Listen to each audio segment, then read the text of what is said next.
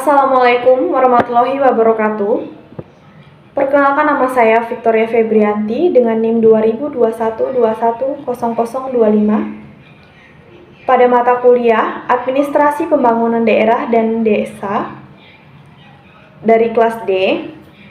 Di sini saya akan menjelaskan bab 6 tentang penataan daerah otonom.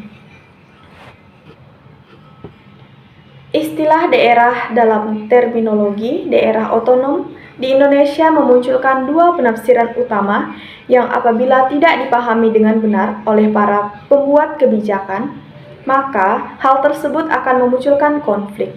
Yang pertama, penafsiran tentang istilah daerah otonom dari pemahaman yang meluas atas pengertian daerah yang dipahami sebagai area, teritorial atau kekuasaan atas tanah tertentu. Penafsiran teritorial ini berupa fisik seperti lahan, daratan, dan tanah. Yang kedua, penafsiran ditafsirkan sebagai kekuasaan terhadap apa saja yang berada di atas atau di dalam teritorial tersebut. Penafsiran terhadap hal ini tampaknya merupakan bagian yang tak terpisahkan dari pengertian masyarakat tentang daerah yang dipahami secara historis. Dulunya, di Indonesia, nama daerah senantiasa berorientasi pada kekuasaan penguasa tertentu, seperti kerajaan, kedipaten, kabupaten, kawedanan, termasuk kelurahan. Kerajaan dipahami sebagai wilayah kekuasaan seorang raja. Begitu pula dengan kadipaten yang berarti wilayah kekuasaan seseorang, adipati, dan seterusnya pada kabupaten dan kelurahan. Dengan demikian, wajarlah apabila istilah daerah senantiasa dikaitkan dengan tanah dan luas wilayah keluasan tertentu dan tidak berorientasi pada orang. Sebagai konsekuensi adalah apa saja yang berada di atas atau di dalam tanah tersebut juga merupakan apa saja pejabat atau anggota masyarakat yang mengatakan bahwa dengan otonomi daerah, maka semua yang ada di daerah merupakan milik daerah. Penafsiran berikutnya tentang daerah otonom dipengaruhi oleh pendekatan yang lebih berorientasi pada orang. Daerah otonom dimaknai sebagai kumpulan orang yang secara satu kesatuan memiliki kewenangan untuk mengatur dan mengurus dirinya sendiri. Selain itu, secara legal formal, tentang pengertian daerah otonom di Indonesia juga lebih mengacu pada orang bukannya teritorial. Hal tersebut tercantum pada Undang-Undang Nomor 22 Tahun 1999 dan juga pada Undang-Undang Nomor 32 Tahun 2004. Ketika daerah otonom intinya dimaknai sebagai kesatuan masyarakat hukum yang berada dalam batas wilayah tertentu yang berkewenangan untuk mengatur dan mengurus urusan wilayah diserahkan oleh pemerintah pusat sesuai dengan apresiasi dan kehendak masyarakat setempat. Tidak ada satupun negara di dunia ini yang tak luput dari persoalan penentuan wilayah batas-batas daerah. Setiap daerah mengalami perkembangan baik dari segi ukuran maupun kualitasnya. Meski pada umumnya daerah itu berkembang, namun tidak tertutup kemungkinan pula untuk mengalami kemunduran. Setiap negara memiliki kompleksitas masing-masing yang berada antara satu negara dengan negara lain. Bahkan, suatu kesatuan masyarakat tertentu memiliki kompleksitas yang unik pula, sehingga berbeda dengan masyarakat yang lain. Karena hal ini pula, maka persoalan penentuan batas daerah merupakan hal yang krusial yang senantiasa dihadapi oleh berbagai negara di dunia, baik negara maju maupun negara berkembang.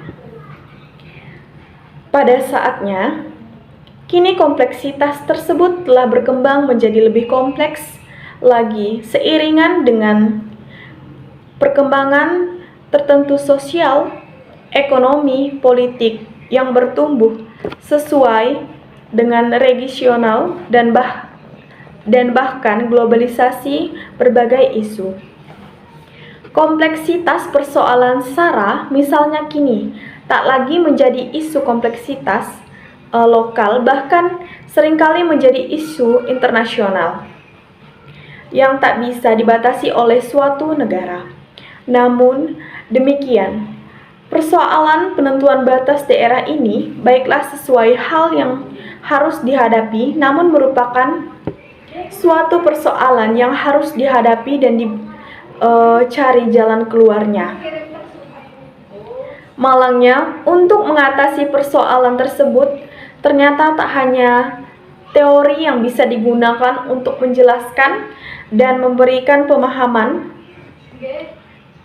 yang baik atas fenomena tersebut. Selain itu, teori-teori yang ada juga kurang mampu memberikan arahan yang bisa disepakati oleh berbagai pihak untuk mengubah batas-batas daerah otonom, baik yang menyangkut kriteria dan prosedur perubahan batas daerah.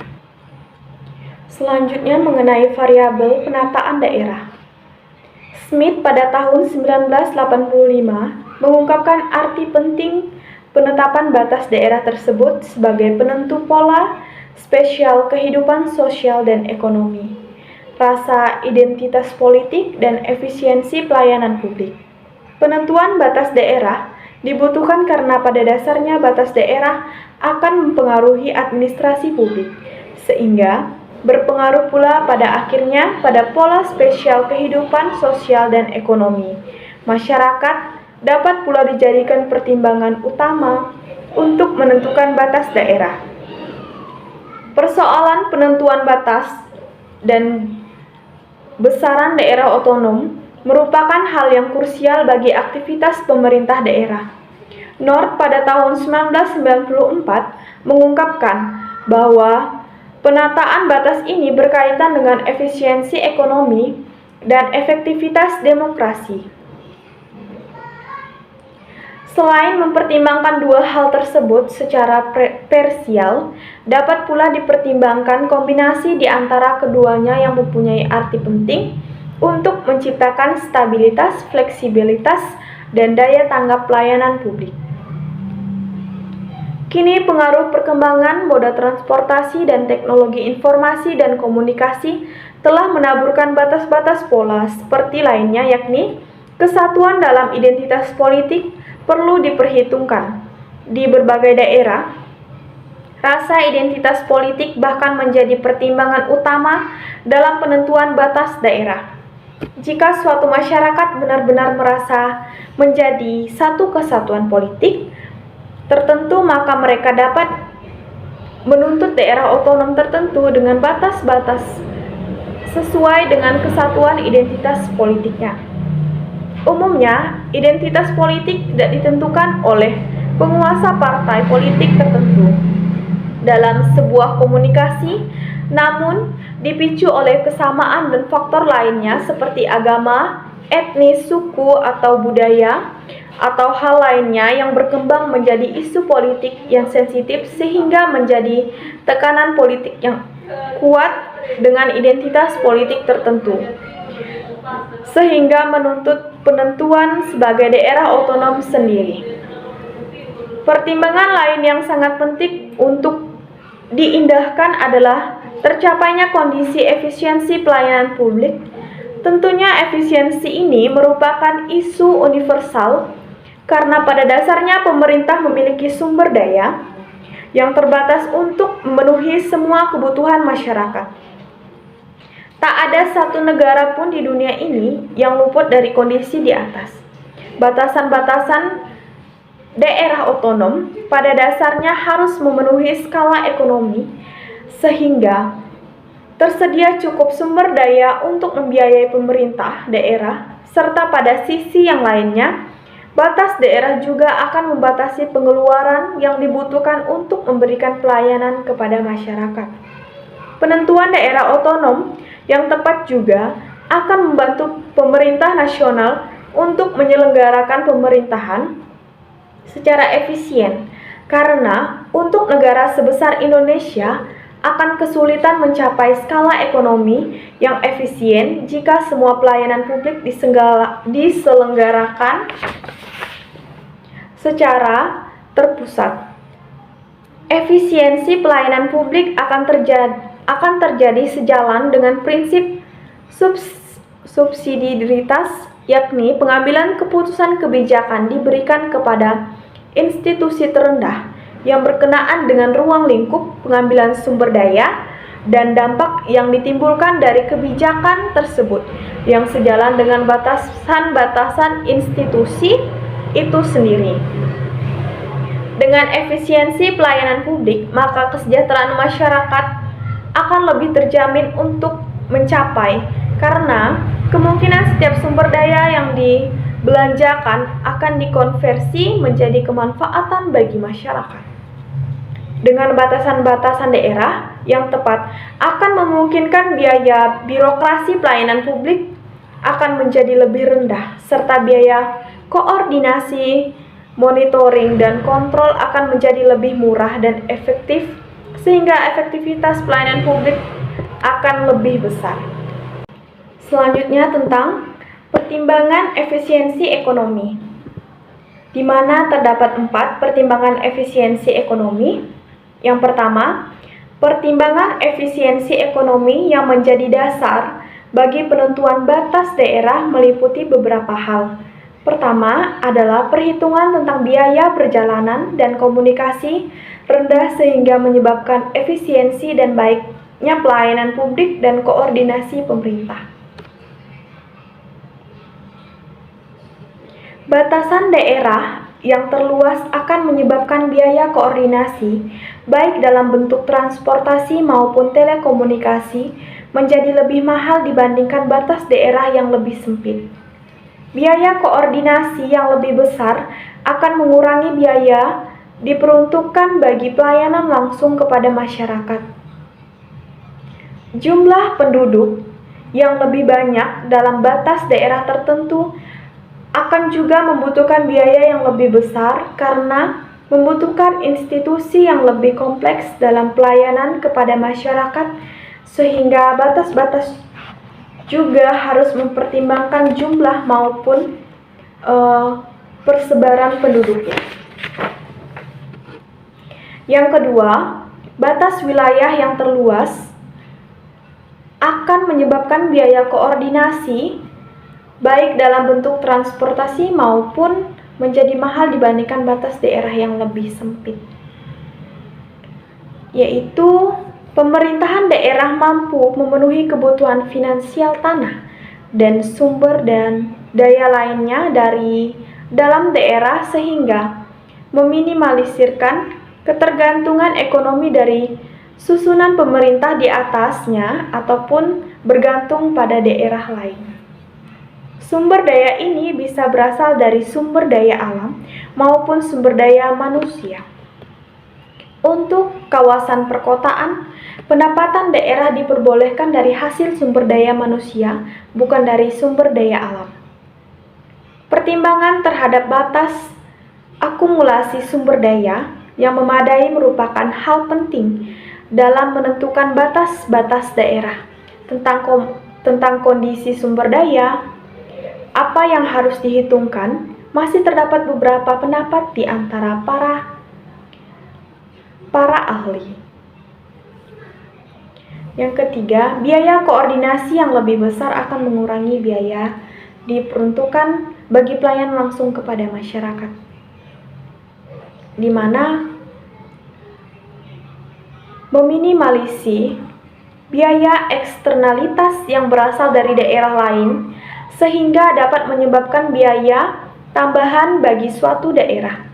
Jika sebuah aktivitas masyarakat tertentu membawa dampak negatif yang ditanggung oleh masyarakat lain, membawa seharusnya beberapa masyarakat tersebut dikumpulkan dalam satu daerah otonom sehingga biaya penanggulangan dampak negatifnya tetap ditanggung oleh daerah yang sama.